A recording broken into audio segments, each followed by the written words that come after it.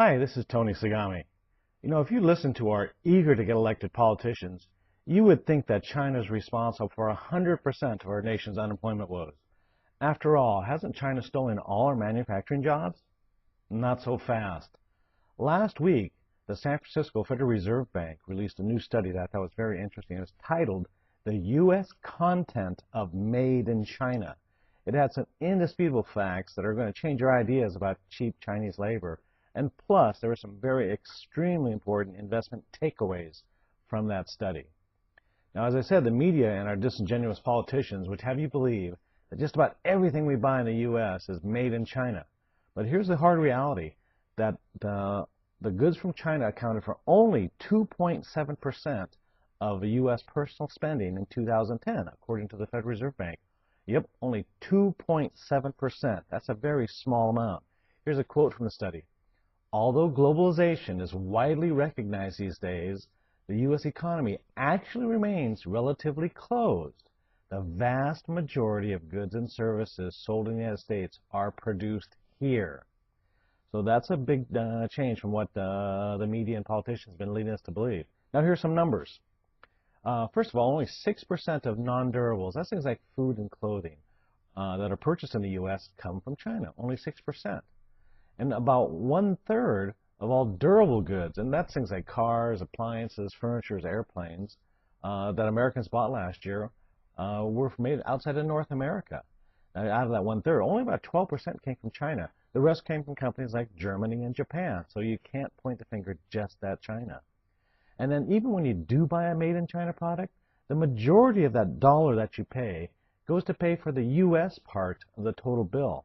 I'm talking about transportation costs, trucking, rent at the retail store where you bought it at, profits for the shareholders of the companies that sell those products, the cost of marketing and advertising, and the wages paid to the American workers who staff those operations.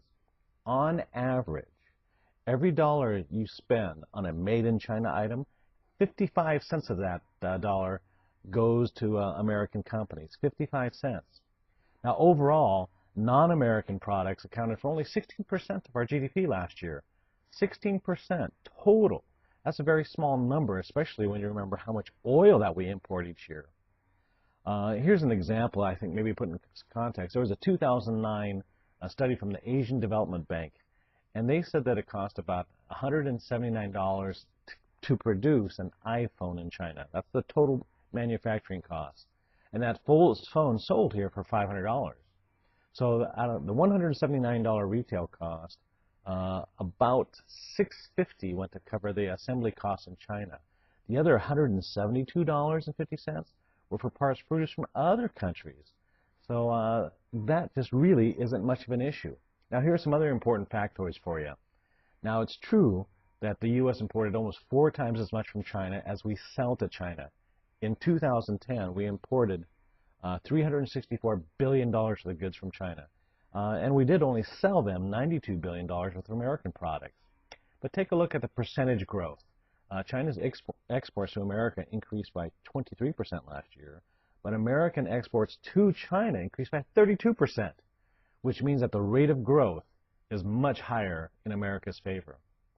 And also, if you do take a look at what is America buying from China, the reason that this is important is because this table gives you a very clear list of sectors that you should be looking at if you want to invest in U.S. stocks.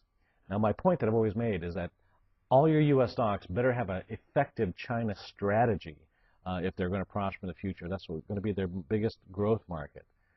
So you want to look at sectors like electrical machinery, power generation equipment, and food are some of those most promising sectors that are doing a lot of business in China. And lastly, if you're worried about a slowdown in the U.S. dragging China down with it, don't. The U.S. is China's largest export customer. But the collective buying power of China's Asian neighbors like Japan, Taiwan, India, those are the key drivers to China's export growth. My point is that China, as well as Chinese stocks, will be able to zig while the United States economy is zagging. The most important market decision you're going to make in the next few decades is to make sure that you underweight the U.S. and overweight Asia. Until next week, this is Tony Sagami signing off.